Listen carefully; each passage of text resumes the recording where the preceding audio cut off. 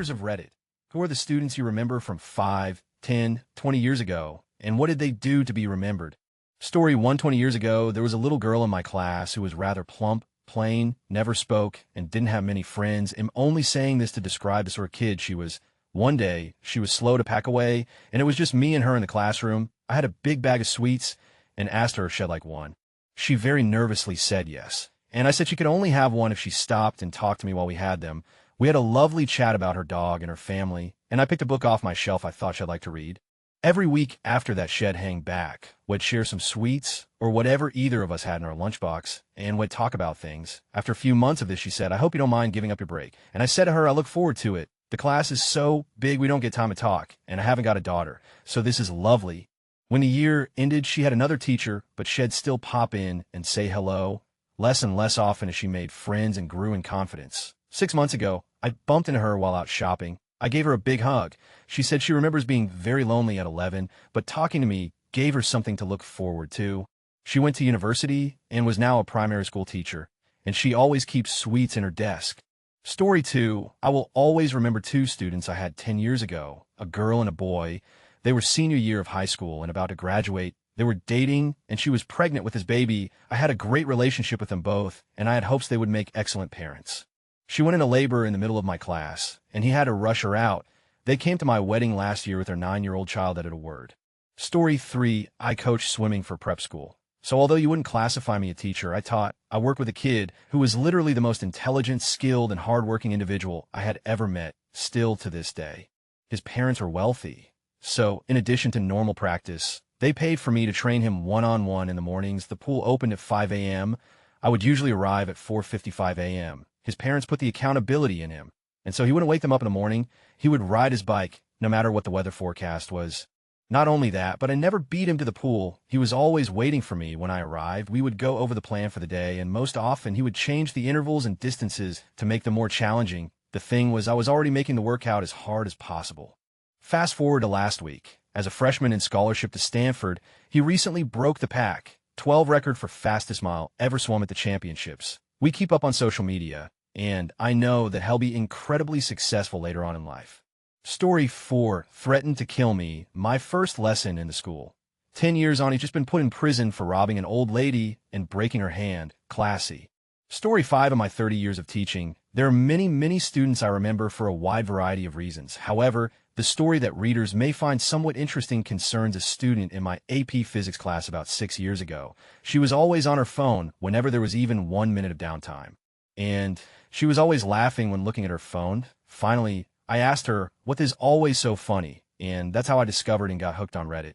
Story 5 years ago, a senior that was the barely getting by, usually failing, didn't give a kid, talked back, total that was going into the Marines like his dad, and certainly wasn't interested in web design, but had to take a tech course. I could eventually tell he was just trying to be a bad for the girl next to him. That was a complete bad girl. So I separated them at the end of first 6 weeks, and I somehow got him interested. He became one of the best in the class. I have no idea how I did it, but something clicked. They eventually did a group project, making a website for a business idea from one of my other classes. Not only did he lead the team and make an awesome site, but he helped the team from the other class with their business idea. Finished my class with an A. He said his first A since elementary school. I was so proud. I knew he would never use the ability to do web design in the Marines, but maybe it showed him he could succeed. I now live to do that for another kid. Edit, thank for all the upvotes. I completely understand technology is used immensely in armed forces. My brother does quite a bit. I just meant that student wasn't going to. He had already chosen his direction. Edit 2, thanks for the gold. Story 7, no longer a teacher. By 5 years ago, I was teaching freshman English, and this kid just was not doing any work. I didn't want to fail him and try to meet with him and figure out what was going on. I suspected home issues. He kept saying he had a lot going on and that he would do the work. He was just distracted. Finally contact the mom because he's not doing anything and I'm worried he's going to fail. She emails me this long email that basically said her kid was a crafty who could sell ice to an Eskimo and not to trust anything he says. In the same paragraph, proceeded to tell me, well, he did become a father in the fall, so he has had his hands full with that. WTF, lady. I was more concerned about the Bloss way she talked about her 14-year-old reproducing. Story 8, 5 years ago, I hosted an 8th grade study hall and classroom a computer lab. Study hall is a joke, so as long as students stayed docile and had something out in front of them, I was happy. Computers were only allowed to be used for work. One student was looking to write an essay on Microsoft Word. I approved. He sat in the seat where I couldn't see his screen. Big mistake. Toward the end of study hall, he gathered a crowd around his computer. I went to go investigate upon arrival. I see a thank you for your order screen on Amazon for $15,000 worth of computer parts. The kicker, the credit card he used to order the parts was found on a website that had an inventory of stolen credit card numbers. Story 9, I had a student with cerebral palsy in my British Lit class. I knew on day one that we'd get along because he was one of the few who laughed at my Monty Python reference. Dude was in a wheelchair and was in foster care, but he never complained or made excuses. He busted on all of his assignments, participated in group work and class discussions, and had a wicked sense of humor. I got to choose a student of the month, and I chose him. Come to find out that it was the first time he'd ever been honored for academics in school, even though he was intelligent and a good student. I'm fortunate that I had an opportunity to be his teacher and get to know him. Story 10, when I was newly qualified, I had a huge class of 36 pupils. I had one boy who was returning from the local pupil referral unit for behavior support. He had been through a really rough childhood and had awful attachment disorder issues. I remember on the first day I met him, we had to evacuate the room because he was trashing it. I spent a lot of time working with him. When he started with me, he could barely write his name. By the end of the year, he was writing stories. It took a lot of work, but he trusted me, so was willing to try. He was a lovely kid. That was nearly 10 years ago now. He'd be 18 now. Story 11, teacher for 7 years now. Special education. My kids are all fairly memorable in their own ways, but there are certain kids that come to mind much easily than others, and with more frequency. For me, is a little boy with Down syndrome who I think of involuntarily almost daily, and to be honest, I feel slightly ashamed of the why. He was a kindergartner and just learning to count. He had very limited verbal abilities, and while he was working with a speech-language pathologist, during math time our focus was math and not speech, and the way he counted was unique. He couldn't pronounce the numbers correctly, but once he mastered counting to 10, he counted everything and loudly. Wen, du, viber, bigh, siashi, and pa, each sound overemphasized and stretched out. I work out regularly, and in working out, counting your sets is fairly standard at the time, as counting just stuck in my head when I'd be doing my sets. To this day, I cannot count anything in my head without counting in his voice, especially when I'm working out. I have a feeling this will never go away. Story 12, during my teaching internship, there was one kid who was very bright, performed at the top of the class, but was clearly stoned half the time. He was one of very few disadvantaged minority kids in a very affluent white school district. One day, he adjusts his hoodie, and a joint falls out onto the floor at my feet. He sees it, I see it, and nobody else does. I look him in the eye and gave him a look as I stepped on the joint to hide it, and then said something to direct everybody's eyes to the board so he could pick it up and I could pretend I never saw it. I didn't sign up to be a drug-sniffing dog, and wasn't going to be the first positive role model to turn this kid over to law enforcement for punishment that could screw him over for life. That was the day I decided I had to teach in an alternative education environment. Story 13, I teach 3rd grade. When I give spelling tests, I tell the kids they can doodle on the back in between words. A super bright, creative girl used to write me Star Wars quizzes on the back of her tests instead. Now, some of the more curious kids sometimes write questions that I answer, but these quizzes were on another level entirely. Who did Han shoot in the Moe's Easley Cantina? And what is Leia's home planet? Are a couple examples. Should then include cute little doodles of the characters involved in the questions. As a huge Star Wars fan myself, possibly not as big a fan as this student though, I will never ever forget these amazing quizzes and their amazing creator. Story 14, about 7 years ago, when I was a mainstream 1st grade teacher, I had a little girl I wished I could take home. She was being raised by her grandmother, who was about 75, and also raising several of the girl's cousins. Her mother was in the throes of addiction, and the grandmother, while doing her best, was clearly overwhelmed and in way over her head. She was provided the basics, roof over her head, fed, and appropriately clothed, but when she first started school, she was like a little wildling.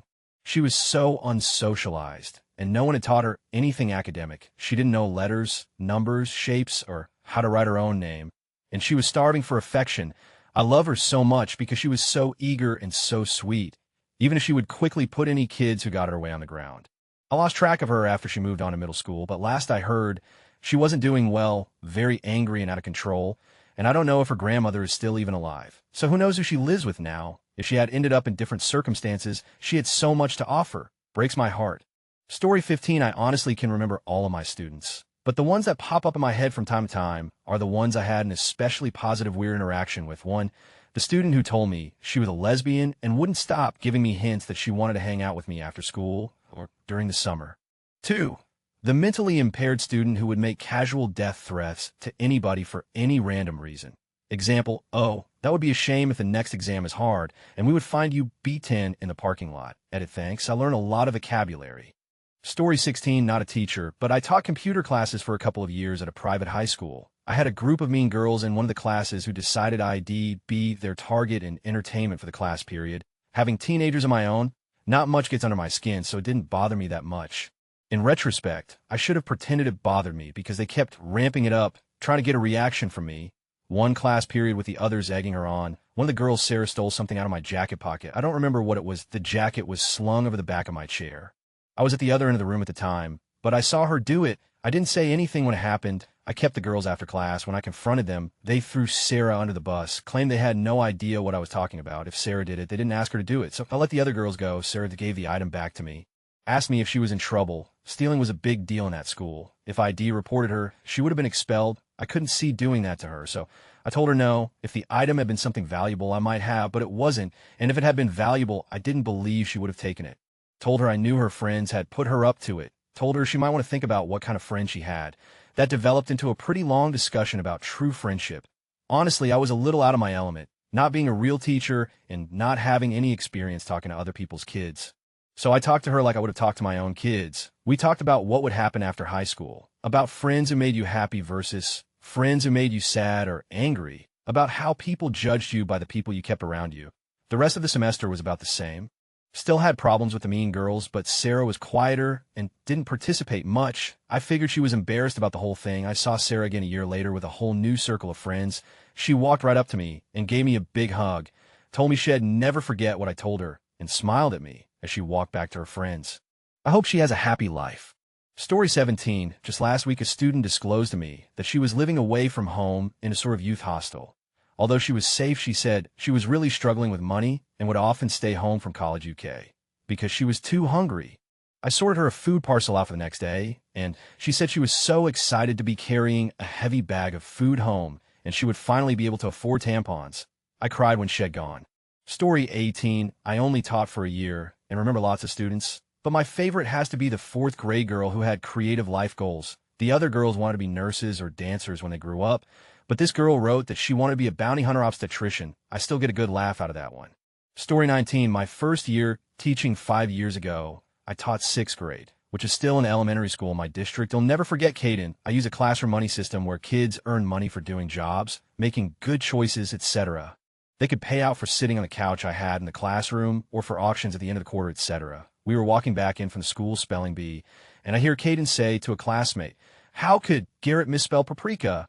I had a lot of money riding on him winning. Turns out they had a black market going with my classroom cash. They'd gambled during indoor recess, bringing snacks to sell at lunch, and apparently made bets on the school spelling bee. As much as I thought it was hilarious, I had to have the obligatory "you're 12 years old and can't gamble with our classroom money" talk. It was a year full of stuff like that with this kid, always entertaining, and his dad was hot. He was known amongst teachers as Hot Dad.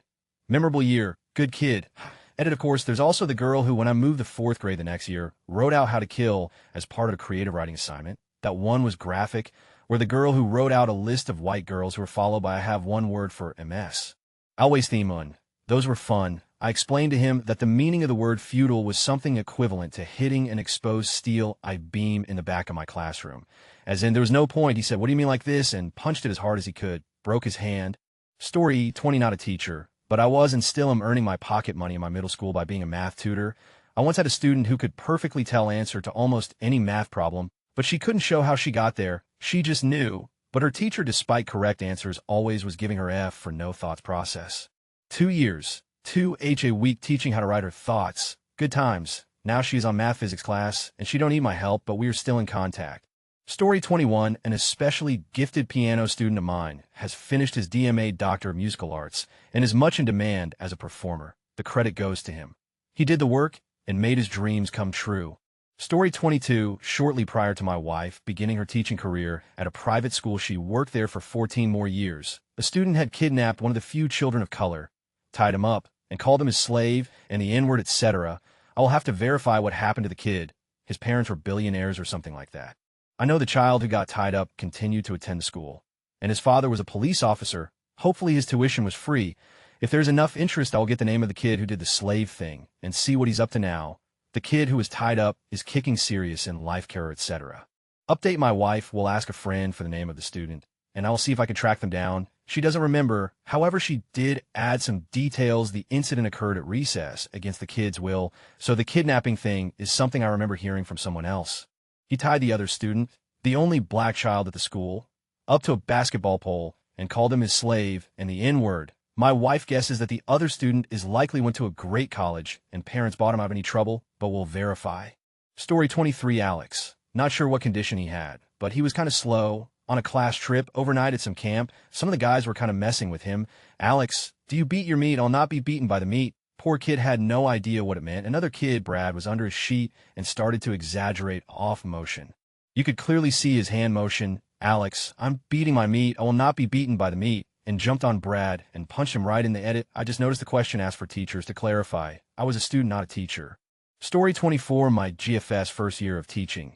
And she taught nonverbal, severely autistic kids. She worked really hard with these for 78 years, through their meltdowns and seizures. One parent's evening, she was showing the parents some of their art, and they pointed at the child's name and asked who wrote it. She said the child did, and they started crying, saying they did not think the kid would ever achieve something this simple. It was a good day. Story 25, not me, but a good friend, was his first year teaching Spanish in a not-so-great area. First day goes around class, asking kids their names, etc. Comes to one kid, says his name, but then informs my buddy that his rap name is Biddy. Tells him that if he comes up to the front of the class and laid it down that he would call him that. Apparently he was pretty good, so Biddy it was, edit a word, apparently is not spelled Aporenki. Story 26, I had to teach my childhood bully's son. He was just like his dad, a stupid jock walking around like his didn't stink, woefully ignorant of how he was destined to peak during high school and then go on to do nothing noteworthy after that. He turned out to be an alright kid in the end, though. I never really got to tell him because I was killed by some wizard's pet snake. Story 27, I was a volunteer English teacher in a prison. I taught the college prep courses basics of essay format, composition, and evidence-based writing. One of my guys was blatantly bipolar and his writing was brilliant, but he kept failing, just couldn't hold it together through the term, had something like a decade left on a 30-year sentence. A few years later, I'm walking to work and bam, there he is working with the street cleanup team. Sure enough, had been diagnosed bipolar, was on stable meds, holding a job, and go to school. TLDR, dude sort of spent 22 years in prison for having an untreated mental illness. Story 28, I had a student stand up in the middle of class and mimic what he would do if he was a Nazi, surrounded by Jews. The last I heard, he ended up in jail for animal cruelty and domestic violence. Story 29, not a teacher, but he'll tell you about a time a teacher actually remembered me 18 years later. So I was selling shoes at Macy's at the time when I was in college, and this little old lady approached me asking for size. I went back to get it for her and saw her sitting next to a couple of older women her age. I took them to her and let her know if she needed anything else to please let me know. Why, thank you, disoriented possum. That's very nice of you. You have grown up a lot, said the woman next to her. I remember thinking, how the does she know my name? Because I wasn't wearing my name tag that day. I looked at her and studied her face, and it snapped. Mrs. B, I asked. Yes, she replied. I knew it was you when I first saw you. You look and sound much like your mother. It was Mrs. B, my pre-kindergarten teacher's assistant. I thanked her for the compliment and later checked out her friend, gave her a hug, and bid her farewell. It was a very touching moment for me. I wish I had asked her what it was about me that she remembered my name and who I was. I guess he'll never know. Story 30, not a teacher, but a student of one. When I was in high school, I suggested to the teacher that if a student can get a 90 or better on a test, they could be excused the absence of one homework.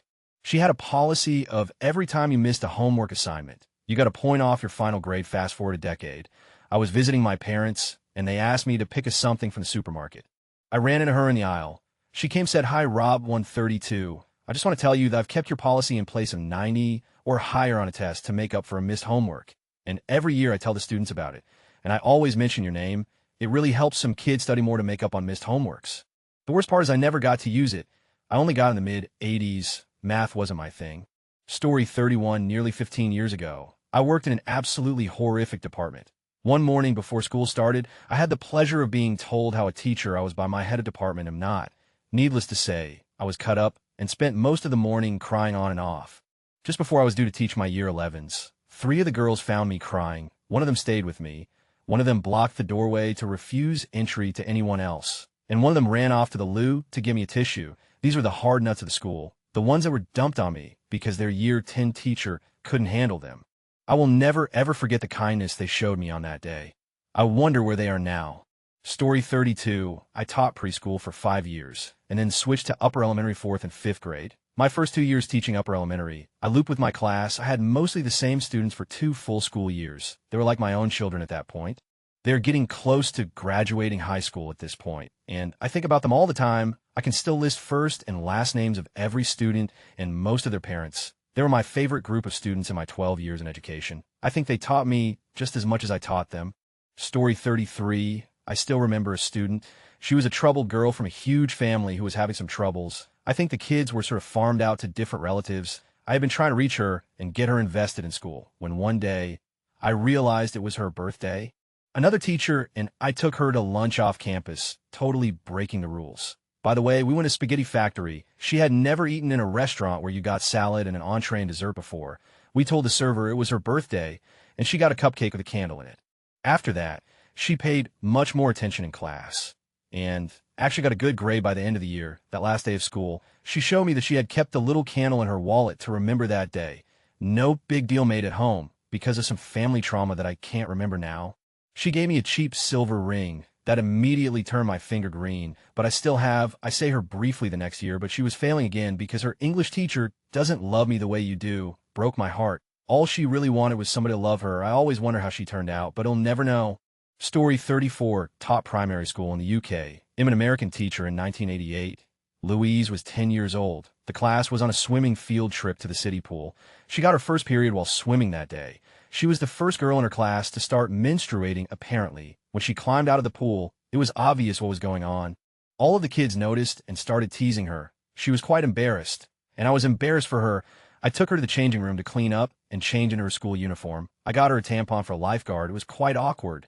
Story 35. This didn't happen to me personally, but I know a woman who teaches 7th grade science. Her last name is Chestnut. She made the huge mistake of disclosing to her students that all but one of her children had died in a house fire years ago. And as soon as she got done saying this, some started singing Chestnut's Roasting on an Open Fire. She threw her glasses, then broke a clipboard over her knee while screaming murder. Everyone in the class got lunch detention. Story 36. Not a teacher, but student that was remembered. I was on a train home and ran into my 4th grade teacher from years ago. She still remembered my Halloween costume after 15 years. Edit, the costume was just a basketball head. Lol. Story 37. I'm too late and obligatory, not a teacher, but I'm an outdoor education practitioner. Only worked in the industry 5 years, but this one counts, I think, for my first ever outdoor job 5 years ago. I was assigned by the company to oversee the same residential primary school group for a week. All 7 to 8 years old and from a really deprived area. There was one little girl who had real issues, only half a heart and a hole in the half she did have. But she was the most engaged with the program and probably the most engaged kid I've ever worked with. In 1 week of outdoor activity, she went from being a really shy, crying kid to being super outgoing and enthusiastic. She also developed a really good relationship with me and my colleague and would come searching for us at 7 a.m. sharp every day to eat breakfast with us and say good morning. Unfortunately, she's probably no longer with us as her condition was terminal and fairly short life expectancy. But she made me realize I really enjoy seeing the effect outdoor education has on the personal development of kids, a surprisingly sharp contrast to my other personal life goals, which were to serve our nation's most elite infantry combat unit and one day go on to special forces. Unfortunately, that dream is on the back burner now after circumstances out of my control forced me out of the later stages of training twice. So for the next 3 to 4 years, my priority is an outdoor education before I decide whether to give the military one more shot. And I'd say that little girl played a huge part in the decision for me. Story 38. 5 years ago, I was in my first year of teaching, and I was very excited to work with young minds. I thought I could change the world, revolutionize the system, but all the excitement faded away when a 14-year-old pupil told me that he doesn't see why he should study, that school is not important, since his father, who didn't finish school, earned 5 times more than me, working abroad. I will remember the smug way he put the problem and his complete lack of interest in learning for all my life. Of course, nowadays I see more and more pupils like him. The lack of interest in school, in general, seems to be spreading like a disease, but that's another story. Story 39. I remember the ones who are on my Facebook, and I love seeing how their lives have progressed. Sadly, I also remember the ones who were lost. I remember Jamie, who was shot to death in the alley behind his home. He was 16, I went to his funeral, and it was so hard to see his parents. I had only been teaching a few years at that point, and it was the first student I lost. I also remember the twin sisters I had in my classes. The day after spring break, their counselor came and told me that their father had committed a murder-suicide, and just like that, they lost both parents. I went to that funeral as well. The mom was being mourned. The dad was not mentioned at all. They moved away to live with an aunt after that, and I always wonder what happened to them. There are others I remember for other reasons. One, because she went on to have a successful career. Another is working on a new treatment for childhood cancer. And one couple got married a little over a year ago. They met in my class. The girl had a very jealous and large boyfriend with anger management issues. Her classmate was a rather small and quiet guy. Very nice. I could tell they were getting closer and closer, and I was scared to death that the boyfriend would find out, and my classroom would be the stage for a murderous rage. Eventually, the girl broke up, and she started dating the tiny guy. They have now been married for a little over a year. No idea what happened to the large angry guy, Kevin. Story 40, if they have anything in common. The ones I remember were the ones who chatted with me and knew I was a person rather than a robot grade giver and fact regurgitator. I guess everyone likes to be seen as a person over a label. Story 41 did tutoring in college as a part-time job. There was a kid in high school at risk of failing his algebra class and almost failed his previous math class. As you can tell, his parents were desperate. Turns out no one really sat with him and tried to get him to really understand or begin to figure where his knowledge gap was. I tutored him for maybe 3 months and literally went back to the basics and made sure there was nothing he took on faith if he didn't get it. I didn't let him get away with it. My strategy was to have him explain everything and talk while he was solving the problem. He went from an F student to a B, which he couldn't get any higher simply due to limited number of tests throughout the class. His parents were so grateful, they actually gave me a $300 gift card to Starbucks. They knew I loved coffee. It funded my coffee spending for a long time. Story 42, there are a few students who we'll never forget, but one jumped out at me when I saw this question. I'm a special education teacher, and he was a 5th grader reading at a kindergarten level who somehow slipped through without being tested for a learning disability until the end of his 4th grade year. We did that kid a major disservice with that one. Anyways, I started my year the way I airways do. I told my students that I know they've had trouble learning and that I couldn't change the past, but that now they had me, and if they did what I asked them to do, I would do everything in my power to catch them up. I got the usual eye roll, I've heard that before, and haven't learned this yet response from him, but it'll be damned if that kid didn't work his off. We graphed his progress, and when he figured out that he really was getting better, he was all in. He underperformed on the end of the year test, but by more than a few measures, that kid grew 2 years. He's in high school now, and from what little I've been able to gather, he's doing well. Story 43, any kids that walks by a stack of chairs that have fallen and picks them back up without anyone asking or knowing. Any kid that keeps focus instead of getting up and running to the window when light snow starts falling because he has seen snow before. 16 years teaching, 12 kids I remember and want to know how they are doing. All were responsible, self-starters. Story 44, another ed story. It was time for the growing up talks. During the girls' talk, the school nurse who was leading the lesson asked, where do women store their eggs? A girl's hand shot up. Very excited to have the answer. The fridge. About 6 years ago, a student approached me and asked if I'd support him in starting up a gamers club at the school. I still talk to this student often. I have some funny memories hanging out with these kids. They had no social skills to save their life.